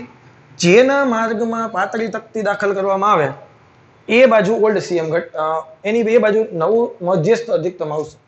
ક્લિયર કે નહીં? હવે આને બદલે અહીંયા મૂક્યું હોત તો એ એને અહીંયા લઈ આવત તો અહીંયા કંઈક તને મળે. ભેજામાં જાય કે નહીં? તો અહીંયા આના માર્ગમાં ગમે ત્યાં મૂક્યું હોત તો તને ઓલ્ડ સીએમ તમારું ધીમે ધીમે ધીમે કરીને નીચે ગમે ત્યાં આવત. બંનેમાં મૂક્યું હોય તો કે જેનું શિફ્ટિંગ વધારે થાય એ બાજુ ખસશે. આનું માનો કે કંઈક એવું એક એક્ઝામ્પલ કરાવો તો તને આઈડિયા આવશે. બેમાં હું એક વખત મૂકીને ચાલુ તમને બતાવી દઈશ. હવે શિફ્ટિંગ થઈ ગયું તો શિફ્ટિંગની ઇક્વેશન શું છે? ટી કૌંસમાં mu -1 capital D by small D. T mu -1, T છે એ થિકનેસ છે, મ્યુ છે એ વક્રી ભવનાંક છે. ક્લિયર કે નહીં? હવે તમે વિચારો સલાકાની પહોળાઈ બધી એઝ ઇટ ઇઝ રહેશે. લેમ્ડા ડી બાય ડી, બે ક્રમિક પ્રકાશિત સલાકા વચ્ચેનું અંતર કે બે ક્રમિક અપ્રકાશિત સલાકા વચ્ચેનું અંતર કાંઈ બદલાવ નથી. એ જેવી પેટર્ન હતી એ જ પેટર્ન મળશે. નહીં સંકોચાય કે નહીં એક્સપાન્ડ થાય, એવડી ને એવડી જ રહેશે. એટલે સલાકાની પહોળાઈમાં કોઈ ફરક પડશે નહીં. પરંતુ અહીંયા જે પેલા મધ્યસ્થ પ્રથમ અપ્રકાશિત મળતું હતું એ તને પ્રથમ અપ્રકાશિત અહીંયા મળશે. એટલે કે જો ધ્યાનથી વિચારે તો આટલી મારી શિફ્ટ આવી ને એસ, તો પ્રથમ પ્રકાશિત પેલા અહીંયા મળતું હતું, હવે એમાં એસ નાખી દો તો અહીંયા મળે કે નહીં? એટલે કે હવે તમને nth મેક્સિમમ મળશે, nth અધિકતમ મળશે. એ ક્યાં મળશે? n lambda D by D તો હતું કે નહીં? પેલું બીજું, પેલાની કિંમત, બીજાની કિંમત, ત્રીજાની કિંમત. હવે એમાં તારે શિફ્ટ એડ કરી દેવાની. હવે તમે ધ્યાનથી જુઓ સર, તમે આમાં બધી પ્રકાશિતનું ઇક્વેશન જ મૂકો છો. Lambda D by D 2n - 1 lambda D by D તો મુકતા જ નથી. લેમ્ડા ડી બાય 2 ડી તો તમે ક્યાંય મુકતા જ નથી. હવે તમે વિચારો અપ્રકાશિત છે તો એમાં એટલો બધો અભ્યાસ કરવાનો આવતો જ નથી. અપ્રકાશિત આવે તો કંઈ દેખાવાનું છે જ નહીં, તો એનું એટલું બધું સ્ટડી હશે નહીં. તો મોસ્ટ ઓફ કેસમાં તમને વધારે પૂછાતું હોય તો પ્રકાશિતના કિસ્સામાં જ તમને પૂછાશે. બ્રાઇટ ફ્રિન્જના કિસ્સામાં જ તમને પૂછાશે. અપ્રકાશિતના કિસ્સામાં બહુ રેર કેસમાં પૂછાશે. એટલે હું જો ડિસ્કશન કરાવતો જ નથી. પ્રકાશિત સલાકા છે એ પેલા વાય જેટલા અંતરે મળતી હતી, હવે વાય પ્લસ એસ જેટલા અંતરે મળશે. આવડે કે નહીં આવડે? હવે આના એક્ઝામ્પલ કરાવું એટલે બધી વસ્તુ ક્લિયર. ક્યાંથી એવું? નો ડિસ્કશન. એ બધી વસ્તુ રેગ્યુલર ક્લાસમાં, ક્રેશ કોર્સમાં અત્યારે ઓનલી ઇક્વેશન. ક્લિયર કે નહીં? ઓકે, તો આવો કંઈક પ્રોબ્લેમ છે કે બે સ્લિટનો પ્રયોગ 500 નેનોમીટર તરંગ લંબાઈ ધરાવતા પ્રકાશ સાથે કરવામાં આવે છે. લેમ્ડા કેટલી આપી છે? 500 નેનોમીટર. જો પાતળી તકતીની જાડાઈ 2 માઇક્રોમીટર અને વક્રી ભવનાંક 1.5 હોય તેને સ્લિટની આગળ મૂકવામાં આવે છે તો કેન્દ્રીય સલાકાનું સ્થાન. ઓપ્શન જો 2 સલાકા ઉપર, 3 સલાકા નીચે, 10 સલાકા ઉપર કે નોન. પ્રોબ્લેમ આવો છે. હવે તમને એ તો ખબર પડી ગઈ કે સ્લિટ મૂકશો એટલે શું થશે? સેન્ટ્રલ મેક્સિમમ છે, નીચેથી ઉપર ખસશે. હવે તને કેટલું ખસે એમ નથી કીધું. 2 સેન્ટીમીટર, 5 સેન્ટીમીટર, 10 સેન્ટીમીટર એવો ઓપ્શન છે. જો 2 સલાકા ઉપર, 3 સલાકા ઉપર, 5 સલાકા ઉપર આવા પ્રોબ્લેમ છે. ફોર એક્ઝામ્પલ, મારી આંગળી છે એ 1 સેન્ટીમીટરની છે. સેન્ટ્રલ મેક્સિમમ અહીંયા મળતું હતું, હવે અહીંયા મળે છે. તો 4 સેન્ટીમીટર ઉપર છે એમ નથી પૂછ્યું, 4 સલાકા ઉપર છે એમ છે પૂછ્યું છે. નો ખબર પડી. તમને ડિસ્ટન્સ નથી પૂછ્યું, શિફ્ટ કેટલી થાય નથી પૂછ્યું. તમને એટલું પૂછ્યું શિફ્ટ થશે પણ કેટલી સલાકા જેટલી શિફ્ટ થશે. તો તને ખબર છે 1 સલાકાનું અંતર શું થાય? Lambda capital D by small D. આવી n થશે કે નહીં? એટલે સાંભળ, એટલે પ્રોબ્લેમ આવો કંઈક છે. હવે તમારી શિફ્ટ છે એ n ઇન્ટુ સલાકા. તમારી શિફ્ટ કેટલી થશે? તો કે n ઇન્ટુ સલાકાની પહોળાઈ. હવે શિફ્ટ કેટલી થઈ? તો કે t કૌંસમાં mu -1 capital D by small D. અને 2 સલાકાની પહોળાઈ કેટલી છે? D by D, D by D, D by D cancel. n જોઈએ મારે. t દેખાઈને કેટલા મૂકું? 2 × 10 - 6. અહીં કેટલા મૂકું? 1.5 - 1 એટલે 0.5 અને છેદમાં આવશે લેમ્ડા. લેમ્ડા કેટલા છે? 500. 500 × 10 - 9 ઇઝ ઇક્વલ ટુ n. એટલે કેટલા થશે? આ 0.5 અને 2 ગયા એટલે 1/2 ગયા. 1/500 આવ્યા એટલે 1/5 એટલે કહી દો 0.2 ગુણ્યા 10 - 6 અને અહીં થઈ ગઈ 10 - 7 ઉપર ગયા એટલે 10 થઈ ગયા. તો n બરાબર કેટલા આવ્યો? 2. 2 સલાકા ઉપર ખસશે.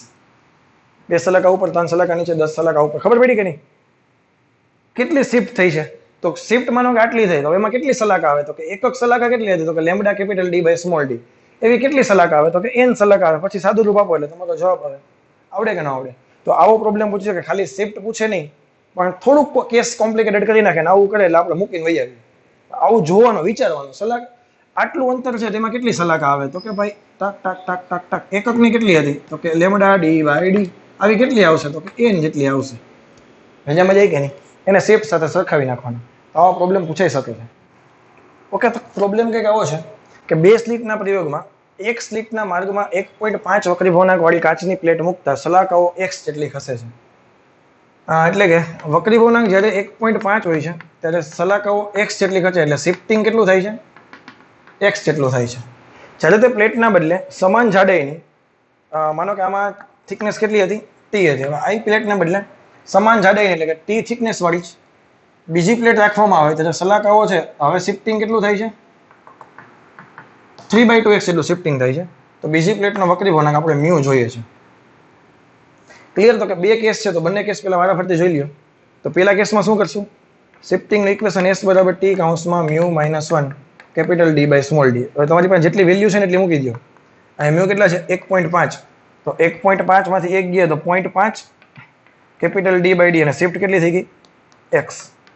આગલા થઈ ગયા 0.5 એટલે 1/2 કરી નાખું. તો પેલા શિફ્ટ કેટલી આવી? td ના છેદમાં સ્મોલ 2d. હવે બીજી વખતે શિફ્ટ કેટલી થઈ ગઈ? 3/2x. થિકનેસ એની h, વક્રીભવનાંક mu by d, mu minus 1. હવે x દેખાય ને આ ચિપકાવી દઈએ.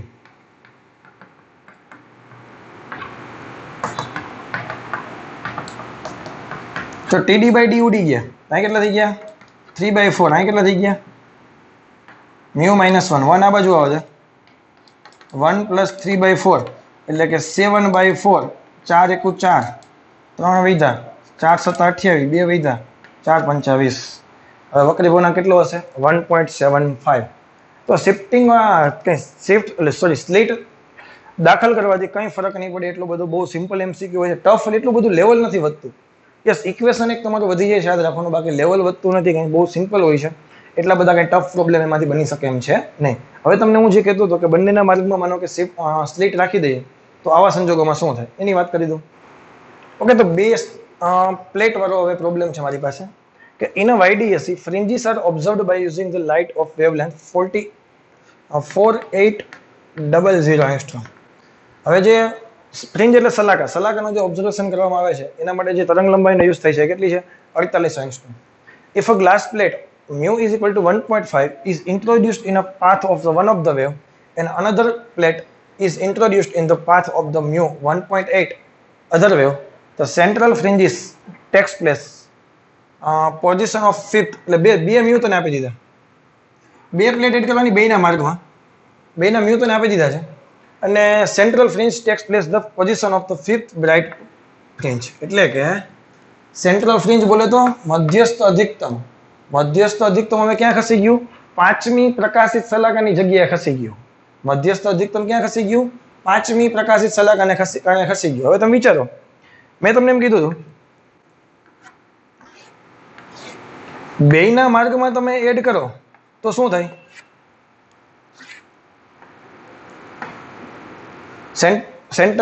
સેન્ટ્રલ મેક્સિમમ બોલે તો મધ્યસ્થ અધિકતમ. હવે સાંભળી જાય. આને કારણે એડ કર્યું હોત તો એની કંઈક શિફ્ટ મળે, આને કારણે એડ કર્યું એની કંઈક શિફ્ટ મળે. પરંતુ આ નીચે છે તો આની શિફ્ટ નીચે તરફ મળે, આ ઉપર છે તો એની શિફ્ટ ઉપર તરફ મળે. તો હવે શું કરું છું તને ખબર છે? શિફ્ટનું ઇક્વેશન શું છે? s બરાબર t કૌંસમાં mu minus 1 upon mu minus 1 capital d by small d. તો જેનો મ્યુ વધારે હશે એ તરફ શિફ્ટ ખસશે કે નહીં? આને છે ને હું 1.8 નામ આપી દઉં છું ઉપર તરફ, એટલે છે ને મેં સેન્ટ્રલ મેક્સિમમ ઉપર તરફ ખસેડ્યું. અને આને નામ આપી દઉં છું μ2 બરાબર 1.5. હવે આને કારણે જે શિફ્ટ મળે, આને કારણે જે શિફ્ટ મળે એ બેયનો ડિફરન્સ છે એ પરિણામી શિફ્ટ છે. અને સેન્ટ્રલ મેક્સિમમ ક્યાં ખસે? પાંચમાં. પહેલા અને બીજાના શિફ્ટનો ડિફરન્સ છે એ તને ક્યાં લઈ જશે? પાંચમી પ્રકાશિત સલાકાએ લઈ જશે. નો ખબર પડી? પહેલાને કારણે જે મળશે, બીજાને કારણે જે મળશે, એ બેયની જે પરિણામી શિફ્ટ છે એના હિસાબે તારું સેન્ટ્રલ મેક્સિમા છે એટલે કે મધ્યસ્થ અધિકતમ છે એ પાંચમી બ્રાઇટ ફ્રિન્જ છે ત્યાં પહોંચી જશે. એટલે કે પાંચમી પ્રકાશિત સલાકા પાસે પહોંચી જશે. તો S1 શું આવશે બોલો જી? બેની થિકનેસ તો સેમ જ છે, વક્રીભવનાંક બદલાય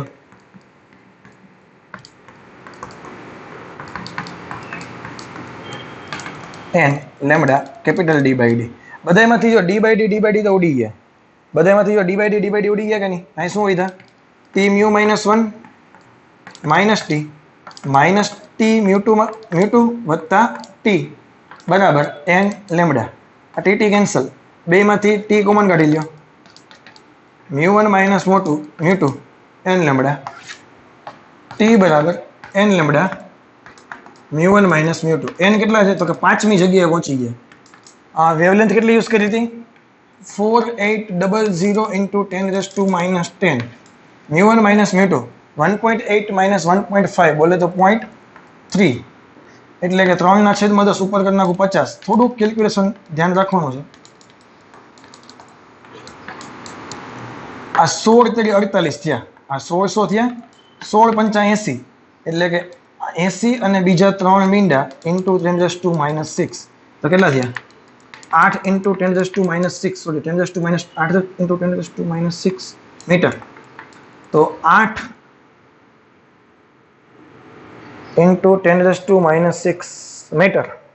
ઓકે, તો 8 માઇક્રોમીટર છે. આ તારો આન્સર. પછી મિલીમીટરમાં કન્વર્ટ કરવો હોય તો 0.008 મિલીમીટર. તો આવા બધા પ્રોબ્લેમ છે એ તમારા ટ્રાન્સપરન્ટ શીટ એડ કરવાથી થઈ શકે. કંઈ અઘરું છે નહીં. 3 પ્રોબ્લેમ તમે તને કરાવ્યા, કોઈ જાતની ડિફિકલ્ટી એવાની હોય. આનાથી વિશેષ અઘરા પ્રોબ્લેમ હવે તમે નહીં જોવો. તમે પ્રેક્ટિસ કરશો તો ઇઝી પ્રોબ્લેમ હશે, આરામથી તમને આવડી જશે.